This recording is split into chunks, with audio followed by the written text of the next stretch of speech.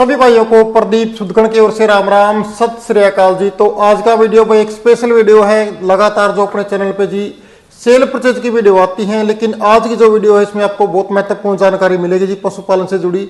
तो वीडियो को पूरा जरूर देखें और बहुत ही अनुभवी डॉक्टर साहब अपने साथ में आज मौजूद है, इनसे बात करेंगे। जिस तरह से आज भाई मौसम चेंज हो रहा है, पशु बीमार हो रहे हैं, चाहे वो काफ हो या फिर बड़े पशु हो, तो इसके बारे में पूरी जानकारी आपको मिलेगी। वीडियो को ज्यादा और भी जो पशुपालक भाई है उन तक शेयर करें। डॉक्टर साहब अपने साथ में हैं, सबसे पहले आपको उनसे मिलवाते हैं। डॉक्टर जी राम राम। राम राम जी। सभी किसान भाई, पशुपालक किसान भाइयों को मेरी राम राम।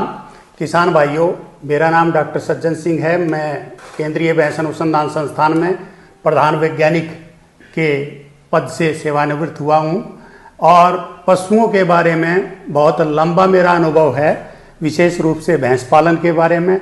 तो आज के दिन हम जिस विषय पर बात करेंगे वो विषय है परिवर्तनशील मौसम, और इस परिवर्तनशील मौसम के अंदर हम अपने पशुओं की देखभाल कैसे करें उसके बारे में आपसे बातचीत करेंगे। जी डॉक्टर साहब, सबसे पहले बड़ी समस्या क्या है? जो मौसम चेंज हुआ अभी एकदम से, तो जो मिल्किंग वाले पशु हैं एकदम से जो उनकी प्रोडक्शन है वो घट गई, जिसके बारे में किस तरह से देख रेख करें जो मिल्किंग वाले पशु हैं, उसके बारे में थोड़ा किसान भाइयों को बताएंगे। किसान भाइयों, जैसा कि आप सबको पता है, हिंदुस्तान पूरी दुनिया के अंदर दूध उत्पादन में नंबर 1 देश है। 240 मिलियन टन के लगभग हमारा देश दूध उत्पादन करता है और इस दूध उत्पादन की वजह से ही हमारे पशुओं की भी पहचान है।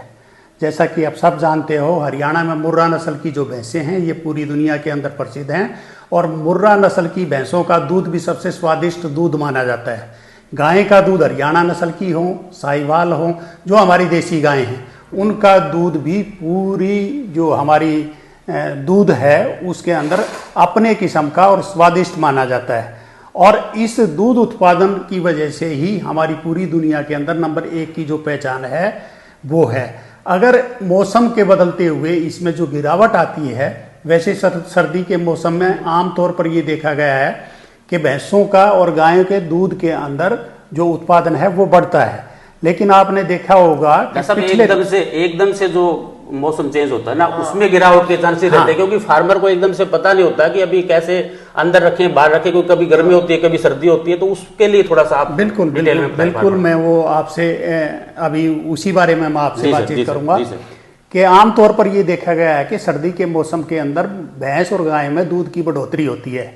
लेकिन ये बदलाव जो मौसम का है, इसके अंदर एक पराली जलाने या कोई और इंडस्ट्रियल है, स्मोक आज के दिन बना हुआ है, एकदम ठंड होने की वजह से ये धुआं धरातल पर आ गया है और जिसको पशुओं के साथ साथ आदमियों में भी सांस लेने की समस्या है। आज मैंने हिसार में ही देखा कि यहाँ हमारा जो एयर क्वालिटी इंडेक्स है वो बहुत पुअर था और धुंध छाई हुई थी। स्मोक की वजह से पूरे इस इलाके के अंदर एक धुएं का आवरण बना हुआ था, उसमें पशुओं को भी सांस लेने में बड़ी दिक्कत होती है। और जब पशुओं के ऊपर सांस लेने में दिक्कत हो तो एक दबाव बनता है और उस दबाव की वजह से उसके दूध उत्पादन के ऊपर भी प्रभाव पड़ता है।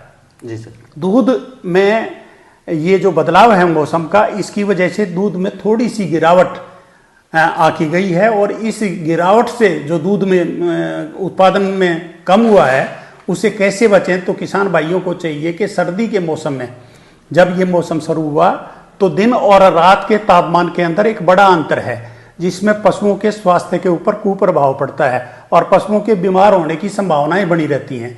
तो इस अवस्था के अंदर किसान भाइयों को चाहिए कि वो अपने पशुओं की देखभाल ठीक से करें। अब वो देखभाल ठीक से कैसे करें इसके बारे में हमें सोचना है।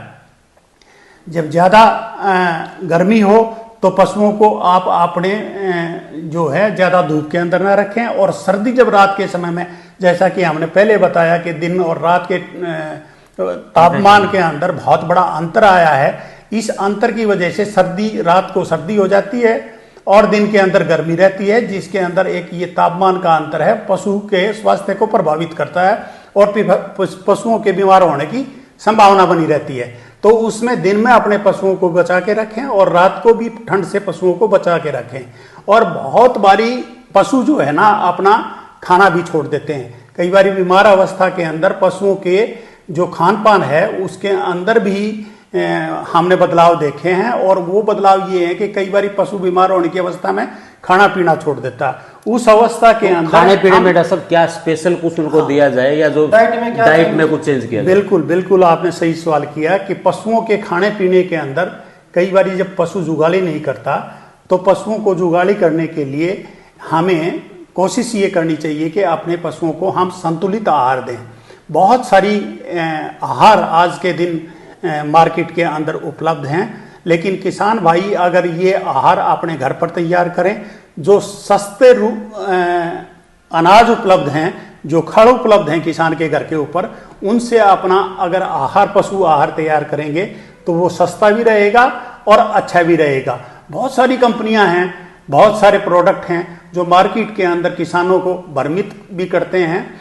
कई ऐसी संस्थाएं हैं जो पशु आहार के नाम पर अनाप शनाप चीजें मिलाकर पशुओं के लिए स्वास्थ्य के साथ खिलवाड़ भी करते हैं। स्वास्थ्य के साथ खिलवाड़ करते हैं। तो उस अवस्था में मैंने देखा है कि बहुत सारे किसान भाई जो हमारे पास आते हैं वो ये कहते हैं कि हमारा फलानी कंपनी के साथ फलाने प्रोडक्ट के साथ अच्छा अनुभव है। तो एक जुगाड़ी प्रोडक्ट है, अगर पशु आप का खाने पीने में आनाकानी करता है तो उसको अगर आप दोगे तो आपका पशु चारा ठीक से चरने लगेगा, ठीक से जो है ना खान पान शुरू करेगा, यूटिलाइज करेगा। तो आप उस प्रोडक्ट का प्रयोग कर सकते हैं, क्योंकि बहुत सारे किसानों से हमें इस बात का फीडबैक मिला है कि ये एक अच्छा प्रोडक्ट है जो पशुओं के लिए ठीक से काम करता है। और डॉक्टर साहब, जैसे आपने इसके बारे में पूरा बताया, जुगाड़ी प्रोडक्ट जो आप बता रहे हो, तो जैसे दूध वाला जो पशु है तो उसके लिए तो मान लो पूरा सीधा सिस्टम जुड़ा हुआ है इनका, दोनों पशुओं का, मान लो जुगाड़ी से पूरा दूध बढ़ेगा, मान लो बिल्कुल अगर हाजमा में काम करेगा जो बिल्कुल अगर पशुओं का हाजमा ठीक होगा, जब तक हाजमा ठीक नहीं होगा, क्योंकि जो पशु खा रहा है उसी को दूध में बदलता है। जब दूध में उसको ही बदलता है जो चीज खा पी रहा है, और जो दूध की बनावट है उसका सीधा खान पान से संबंध है। अगर आप खान पान ठीक रखोगे, पशु जुगाड़ी ठीक करेगा, पशु का पाचन ठीक होगा, पशु का पाचन तंत्र स्वस्थ रहेगा, तो निश्चित रूप से जो दूध का उत्पादन है वो भी पशुओं के अंदर बढ़ेगा और पशु जो है वो स्वस्थ रहेगा। और पशु के स्वास्थ्य की देखभाल करना ही पशुपालक के लिए सबसे बड़ी कई बार ऐसे चुनौती है आज के दिन। काफी बार ऐसे फार्मर की दिक्कत शिकायत आती है डॉक्टर साहब कि हम खाने को पशु के बहुत अच्छा देते हैं, जैसे बिनोड़ा देते हैं, फीड बहुत अच्छा देते हैं, लेकिन उसके बाद भी अच्छा दूध नहीं बना पा रहा। तो उसमें हमने देखा कि प्रॉब्लम उसकी क्या होती है कि पशु का गोबर जो है वो दस्त के टाइप में रहता है, यानी कि उसको हाजमे की कोई प्रॉब्लम होती है। हाँ, तो उस तरह के प्रॉब्लम में भी क्या ये पाउडर यूजफुल रहेगा? हाँ बिल्कुल, ये चीजें बहुत फायदे की हैं और इनको आजकल आपने देखा होगा कि आयुर्वेदा के अंदर हमारे देश के अंदर बहुत बड़ी प्रगति हुई है, और आयुर्वेद की जितनी भी दवाइयाँ हैं वो बहुत प्रभावी हैं इस तरह के इलाज के लिए। तो किसान भाइयों को चाहिए कि उनका उपयोग ज़्यादा से ज़्यादा करके अपने पशुओं के ऊपर जो केमिकल्स का, आपने देखा होगा कि आजकल केमिकल फर्टिलाइजर्स बहुत यूज हो रहे हैं, जिससे धरती की उर्वरा शक्ति के अंदर भी प्रभाव पड़ता है और धरती के अंदर जो मिनरल्स हैं उनकी भी बड़ी भारी कमी हो जाती है। और उन मिनरल्स की कमी की पूर्ति के लिए भी हमने जो है अपने पशुओं को मिनरल मिक्सचर निश्चित रूप से प्रतिदिन एक डोज जो है 40-50 ग्राम प्रतिदिन अपने स्वस्थ, बीमार, छोटे बड़े सभी पशुओं को, दुधारू और सूखे सभी पशुओं को आप मिनरल मिक्सचर खिलाएं। और इसमें भी बहुत सारी कंपनियां मिनरल मिक्सचर के नाम से किसान भाइयों के साथ धोखाधड़ी करती हैं। केवल वही मिनरल मिक्सचर आप अपने पशुओं को दो जिसकी प्रमाणिकता का आपको ज्ञान हो और जिसके ऊपर आपका विश्वास हो। आपने देखा होगा कि आजकल मिनरल मिक्सचर के नाम के ऊपर बहुत बड़ा एक व्यापार इसमें फैला हुआ है, और सोशल मीडिया के ऊपर विशेष रूप से आपने देखा होगा कि बहुत सारे लोग इसका प्रचार करते हैं कि जी ये फलाना मिनरल मिक्सचर, ये फलाना लिक्विड के रूप में, कोई सॉलिड के रूप में, कोई पाउडर के रूप में, ये बहुत सारे उपलब्ध हैं। तो हमारा किसान भाइयों से यही अनुरोध है कि जो जहां आपका विश्वास है उन कंपनियों से उन्हीं के प्रोडक्ट का प्रयोग करें और आप बहकावे में ना आए। किसान भाई अपना जो दूध उत्पादन, जो मिनरल मिक्सचर है इसके बहुत सारे फायदे हैं। एक तो बढ़ोतरी बहुत अच्छी होती है, समय पर गर्मी के लक्षण दिखाते हैं पशु, दूध उत्पादन में बढ़ोतरी होती है और शरीर क्रिया जितनी भी हैं वो सारी बनी रहती हैं। तो किसान भाई मिनरल मिक्सचर अपने पशुओं को जरूर खिलाएं। इसमें मेरा जो अनुभव है वो टीसीएम मिक्स के नाम से जो अपना वेट टीसीएम CIRB का प्रोडक्ट है सर, CIRB हमारा जो केंद्रीय भैंस अनुसंधान संस्थान है उन्होंने भी टाइटैनिक फार्मा के साथ एक समझौता किया है और हमने जो फार्मूला उनको दिया है उस फार्मूले के तहत ये कंपनी अपना जो मिनरल मिक्सचर तैयार करती है और वो मिनरल मिक्सचर जो हमने बना के दिया है उसके अंदर सभी वो एलिमेंट्स हैं, सभी तत्व शामिल हैं जो एक पशु की शारीरिक ज़रूरतों को पूरा करते हैं।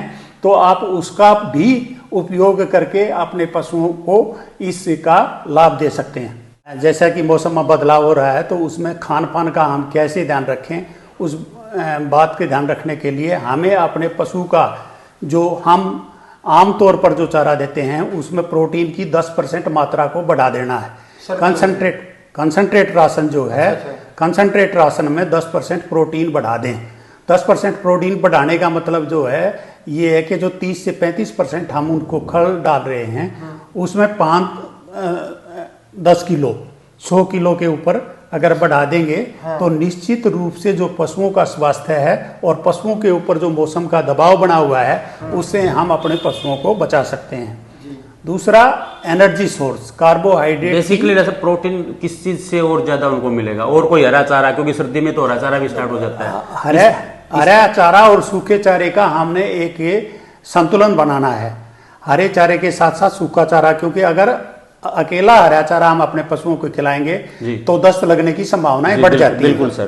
तो दस्त से बचाने के लिए हम अपने पशुओं को हरे चारे के साथ सूखा चारा भी मिला कर दें और उसके साथ साथ कंसंट्रेट राशन जिसमें हमारा दाना मिश्रण है, जिसके अंदर हमारी खल हैं, जिसके अंदर हमारा मिनरल मिक्सचर है, जिसके अंदर हमारा वो लवण मिश्रण है, ये सारी चीजें मिला के मतलब मिनरल मिक्सचर जी सर। वो जो नमक है, लवण मिश्रण है, उसके बाद हमारा प्रोटीन है, उसके बाद कार्बोहाइड्रेट है और वसा की पशुओं में ज्यादा देने की जरूरत नहीं है, तेल देने की जरूरत नहीं है। तो ये चीजें आप अपने पशुओं को देंगे तो निश्चित रूप से आपके पशु का उत्पादन भी बना रहेगा और स्वास्थ्य भी बना रहेगा। धन्यवाद डॉक्टर साहब का बहुत बहुत। आप हमारे साथ जुड़े और पशुपालकों को इतनी अच्छी जानकारी आपने दी, उसके लिए आपका बहुत बहुत धन्यवाद जी। तो सभी साथी इस वीडियो को भाई ज्यादा से ज्यादा शेयर करें और आगे भी यह डॉक्टर साहब से मिलते रहेंगे और पशुपालन से जुड़ी जो जानकारियां हैं वो आप तक पहुंचाते रहेंगे। तो चैनल को सब्सक्राइब कर ले और इस वीडियो को ज्यादा से ज्यादा पशुपालक भाइयों तक पहुंचाने का काम करें। सभी को राम राम, जय हिंद, जय भारत।